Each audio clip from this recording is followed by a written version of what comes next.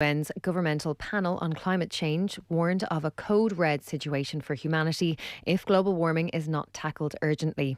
Micheál Martin says translating the findings of the IPCC report into policy and action is one of the most important challenges that we now face as a nation. That's it for now. We'll have more in an hour. News Talk Weather. Thanks to Ryanair. Make it a summer to remember with a family getaway to Spain, Italy, Portugal or Greece. Patchy rain and drizzle tonight with mist forming on high ground. More persistent rain developing in the west overnight and pushing into the Midlands by morning. Lowest temperatures of 12 to 15 degrees. And now you're up to date on News Talk. The Newsround on Off the Ball. With Gillette. Put your best face forward with our new and improved razors. This is News Talk. Well, Kellie Harrington has touched down with a gold medal around her neck. We will hear from Kellie at Dublin Airport earlier today and get final thoughts as well on the games as a whole from journalist Cathal Dennehy, who was over in Tokyo. So Kellie's in Dublin, Messi is in Paris. Simon Cooper is going to join us at 8 o'clock. He will chart the incredible downfall at Barcelona. And then the boxing writer Tris Dixon, he's a great guest, been on with us a few times now, has a new book out he's been working on for the last 4 years or so.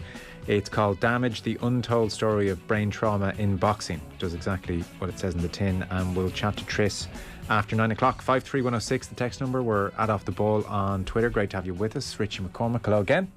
I'm Joe, how are you? Very well. And Dave McIntyre, hello. Lads, how are we?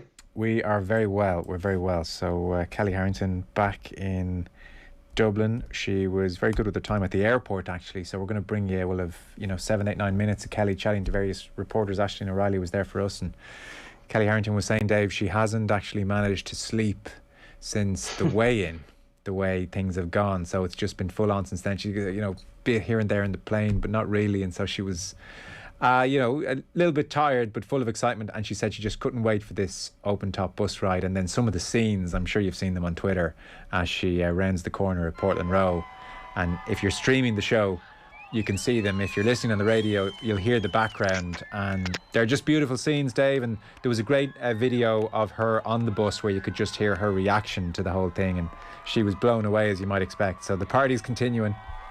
Yeah, it may well continue for some time yet. I remember listening to her and watching her in her post-match or post-fight interview talking about how exhausted she was. To think that she hasn't really had a decent kip since then, I can only imagine how wiped out she must be. But obviously she's running on fumes, but they're adrenaline-fueled fumes that are just keeping her going. She'll know eventually that it'll die down and she can crawl back into the warmth of the family home and just get her head down for as long as she needs it, because I'd say she could sleep for a while. But she, at the same time, she won't want to miss a second of it. This is a one-time gig. You only win your first Olympic gold once, and she'll never forget these days, I'd say. So she just needs to try and stay awake for as long as she possibly can and soak up every half second of it. I just like, Richie, how familiar we all are now with the family. Even as the bus went by there, I was like, oh, there's Christy, there's Yvonne, there's Joel, there's Christopher Jr., there's Mandy. Away they go. Yeah, I just like you just hope they're kind of. Do you know the way they when people win the Euro Millions or people win the lotto, like somebody from the lottery is essentially designated to be your minder and your advisor and how you're going to get through the next few weeks and months, because your life is utterly changed. And although there isn't the financial reward that comes with that, like it is pretty much, it's a similar thing. Like everybody now knows where Kellie Harrington's gaff is. Everybody, I don't know, it's not just people in Dublin. If you were to get off the train at Connolly, walk up the road, you know where it is, and you can find it pretty handily. Her family probably can't move within the area without somebody stopping them and all that kind of thing. And, it's lovely and it's great and all that stuff initially. And there will be a time when they kind of, they will need their privacy and they'll need to go away and they'll need their own personal time. And I hope on the other side of the coin that they're given all of that and they're given every, inch of space and time and able to kind of breathe and take this in and celebrate it with their daughter and celebrate it with their partner and celebrate it with their sister, because that's the most important thing. It's not that Ireland has another gold medalist, it's that their sister and their relation has achieved this amazing, brilliant thing. And I know Michael Darrow was on last night talking about how she'd be brilliant with her time and going to the schools and all that. But I think the one thing, and it came across today when she was talking about, wanting to spend time with her dogs and all that, she just needs a bit of time to breathe and possibly a little bit even more to sleep. Yeah. So we'll kick off with the Newsround because obviously it's the first story. The Newsround brought to you by Gillette. Put your best face forward with their new and improved razors. And needless to say, Richie, she was asked about her intentions going forward. Yeah, she says she will consider offers to turn professional. The Olympic gold medalist, as you heard, back in Dublin and has been given a hero's reception around the northeast inner city. Harrington says she will do what's best for her, and she hasn't ruled out returning for the Paris Games of 2024. I don't know yet. Don't know. Like, money only just got out of the ring nearly. Like, so I don't know what the future is going to hold. I'll just have to. We'll have to assess every situation possible and see what's right. I'm 31 now, and see where the moneymaker is really. You know, like, and then we'll go from there. Yeah, David, definitely sounds like she's open to it. I have to say, like, as much as, you know, her winning a gold medal in Paris would be absolutely incredible, and she, you know, be even more immortal than she is at the moment. When you look at it from the perspective of, you know, the next 30, 40, 50 years of your life, and she said there, I'm 31 years of age. Yeah, if somebody sits down with her and says, well, for the next, you know, 3-year deal, I guarantee you $1.5 million, and we'll throw in maybe a percentage of, you know, if there's a big fight against Katie Taylor, a fight no one wants to see, by the way, but a big fight against Katie Taylor at Croke Park. Speak for yourself, Joe. Oh, would you? Okay, I don't know. I think it'd be too torn. Who would I want to see lose is not, you know, an easy one. But, you know, if someone says, look, guaranteed $1 million, $1.5 million over the next 3-4 years, and a percentage of certain gate receipts, and all the endorsements you want are yours, I mean, that just set you up for life, and must be very, very tempting. So it's going to be curious to see what she does here. It is, yeah. I mean, first off, I would pay good money to see two of the greatest fighters this country's ever produced get into a professional ring together. I think it'd be one of the greatest occasions in the history of Irish boxing, up there with anything we've seen in pro boxing over the last couple of decades. And obviously it's something that we haven't seen for too long now in this country. But I probably, maybe I'm reading a little too much into those 2 lines that she delivered there in the answer to that question. But when she said, I'm 31 years of age, I have to see where the moneymaker is. To me, that is something she's seriously going to consider. And while her legacy would obviously be enhanced even further by winning another medal, Katie Taylor proved that nothing is guaranteed in the amateur ranks. You know, anything could happen over the next 3 or 4 years. And she is at the peak of her powers. I mean, she is a better boxer now than she was a year ago, and she was a better boxer a year ago than she was 2 years prior to that. And particularly in round 2 of that Olympic final, the hand speed and the presence that she had in the ring, someone that just seemed to be in complete and utter control of their craft. I think in 4 or 5 years' time, or maybe in her 40s, if she doesn't dip her toe into the professional waters, I have a feeling she's so ambitious and she's so clued in, she might just look back and wonder what may have happened, what if, and if she doesn't want to look back on any of this situation without any regrets, I just think I would have a feeling now within a year we're going to see her in a professional ring. And who are you cheering for in Harrington versus Taylor? Well, it just wouldn't bother me. I mean, who are you cheering for example, if two of your favourite, if Lowry and Harrington, for example, are walking down the back 9 at Augusta at the Masters on a Sunday and there's a shot between them? Does it matter? It's going to be an unbelievable moment for Irish golf. And likewise, it's different to one of them getting the head knocked off them. Well, one might get the head knocked off them mentally and emotionally if they do a Jordan Spieth at it on the 12th green. But no, Jesus, why? No one said that had to happen. I thought one of them was just going to win it. Well, no one has to get their head knocked off. I mean, the two, they're real stylists, both of them. True. I wouldn't expect it to be, look, I'm talking like someone who knows boxing inside out, which I am not that type of person. But they are not the sort of boxer that will get into the ring and look to overpower somebody or bludgeon somebody. They are incredible. They're real craftspeople when it comes to their boxing skills.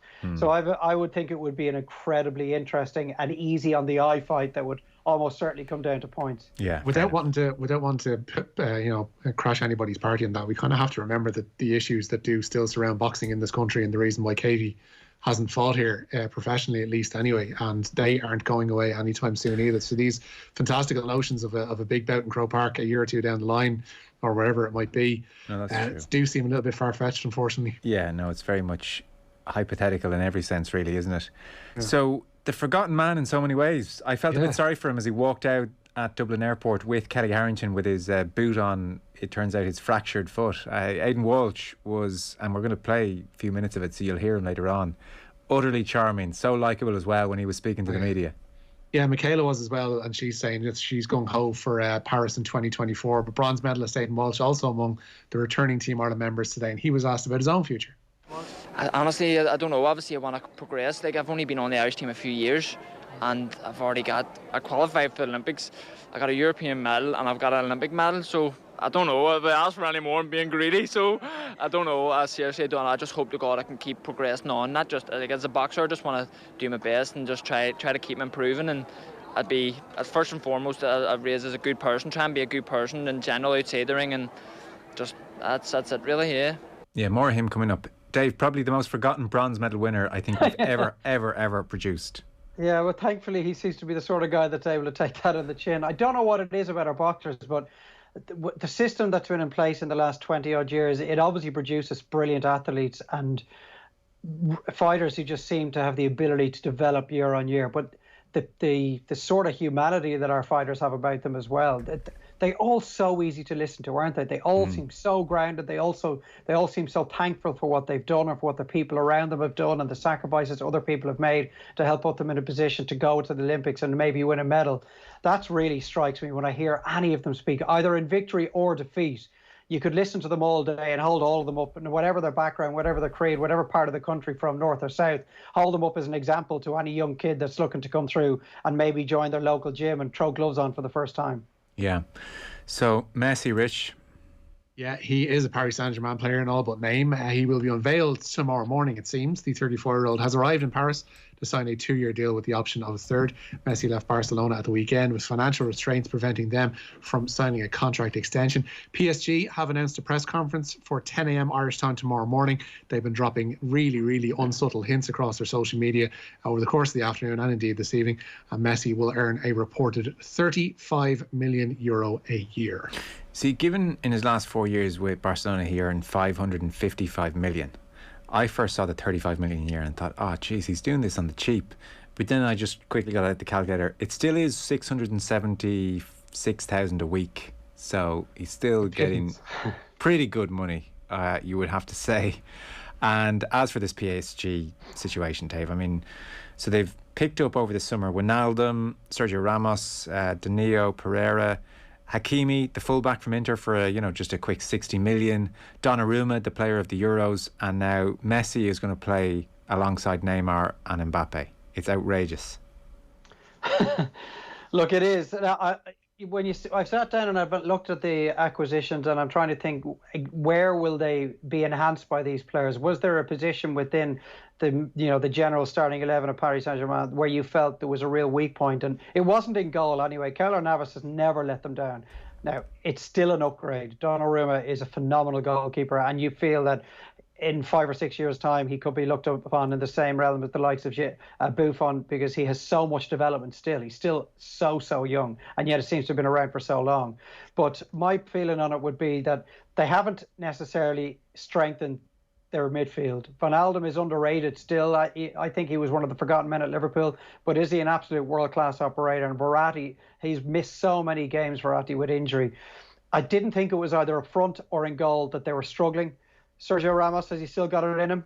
Has this new challenge, will that maybe tickle his ambitions to really go again and win another major trophy? Ramos and Messi in the same team is intriguing. And then I'm reminded of that front three where you've got Neymar, Messi and Mbappe, and think of the damage that Neymar, Messi and Suarez did for Barcelona in 2015, in particular when they won the Champions League. So they're definitely going to be very good to watch. Is it the final piece of the Champions League winning jigsaw? I just have my doubts that it is. I think they may still come up against a better team in the knockout stages in about 7 or 8 months' time. We'll talk to Simon Cooper after 8 o'clock. Always a brilliant guest. So Simon Cooper started a book a couple of years ago, which is called, and it's released in 2 days' time, it's called Barca, the Inside Story of the World's Greatest Football Club. So it was very much meant to be about the rise of Barcelona. Now, over the last couple of years, it's also very much charted the fall of Barcelona.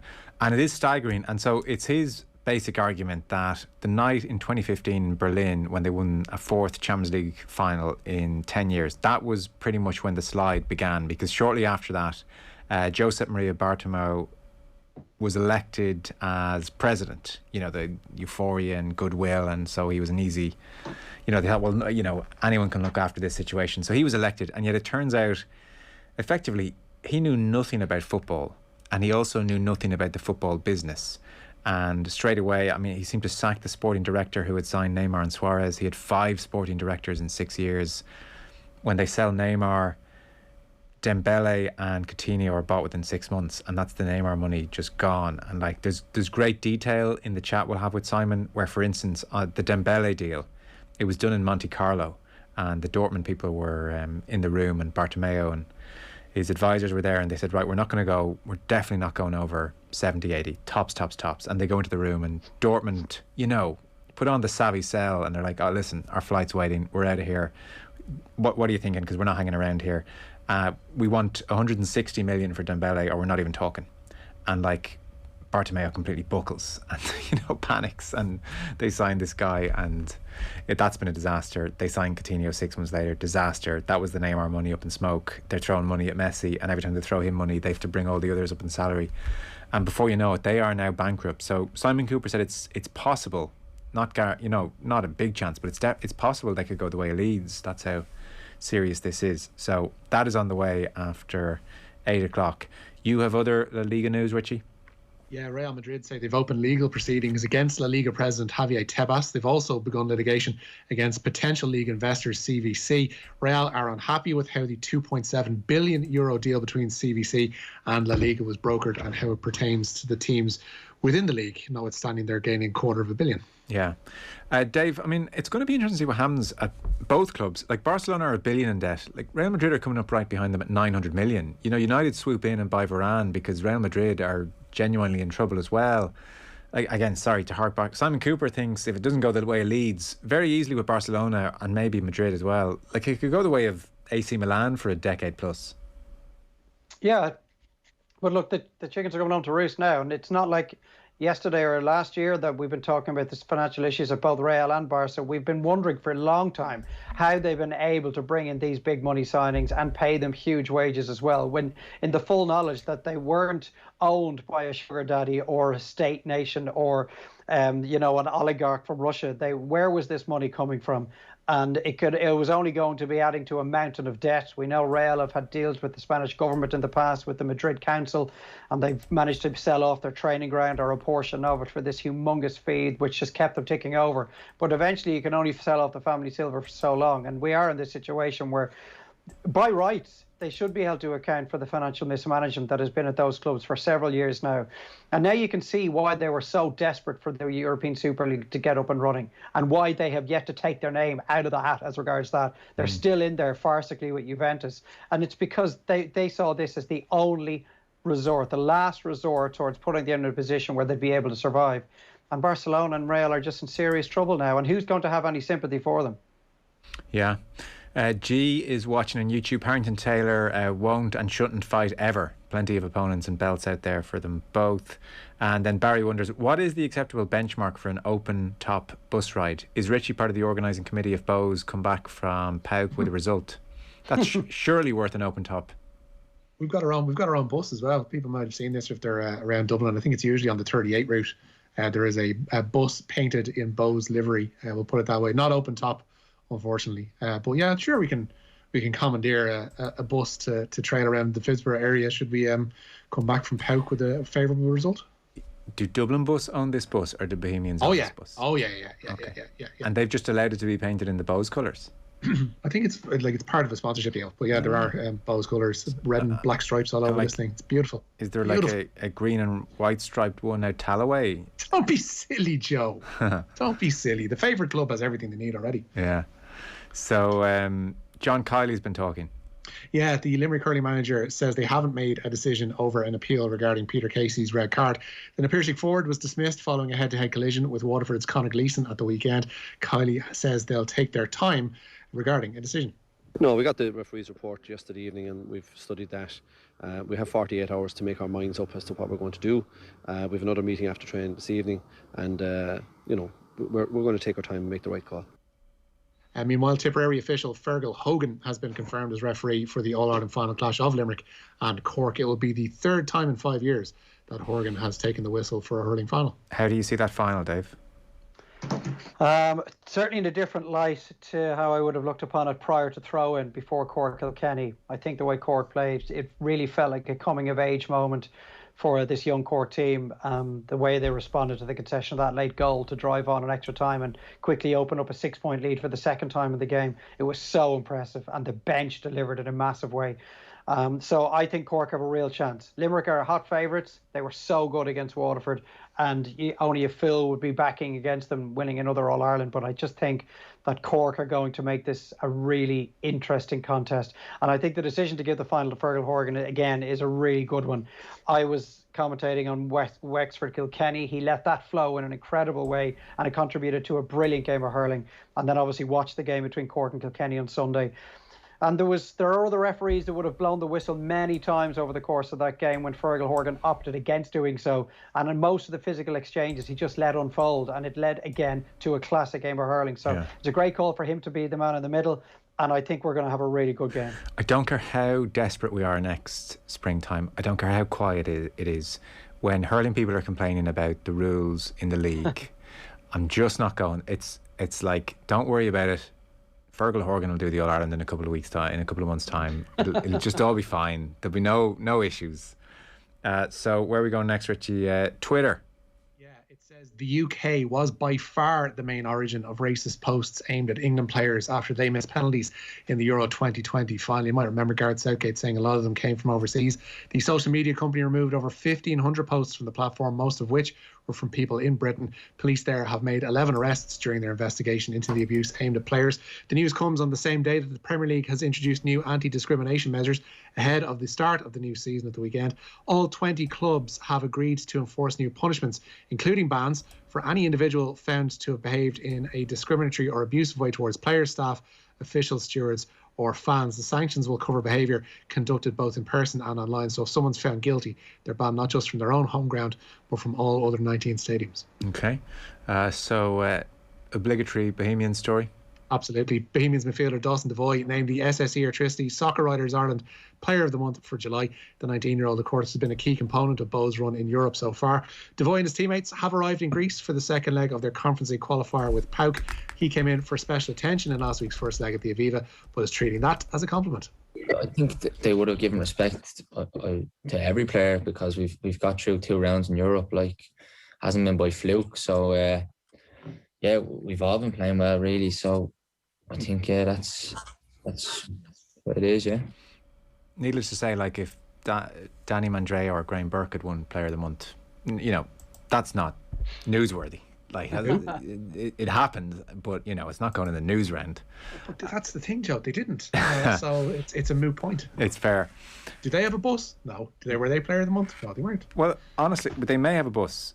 I wouldn't say they don't have a bus. Go near that neck of the woods. Find me evidence of the Rovers bus, Joe, and I will happily back down. Okay. So, final couple of stories. John Stones. Yeah, a new 5-year contract with Manchester City for the England defender. His deal was due to expire next summer, and he'll now stay at the club until 2026. He's made 168 appearances for the club, won every domestic trophy since joining for £47.5 million from Everton 5 years ago. He's found a new lease of life alongside Ruben Dias. And Southampton have signed Adam Armstrong from Blackburn in a deal that could be worth as much as €18 million. Armstrong scored 28 goals in the Championship last season. The Saints have also signed Albanian international Alejandro Borja on loan from Chelsea. Both arrivals will expedite Michael Obafemi's departure, with Blackburn leading the race for the Republic of Ireland striker's signature. Right, okay. That is pretty much us done for this evening, Rich. Thanks a mil.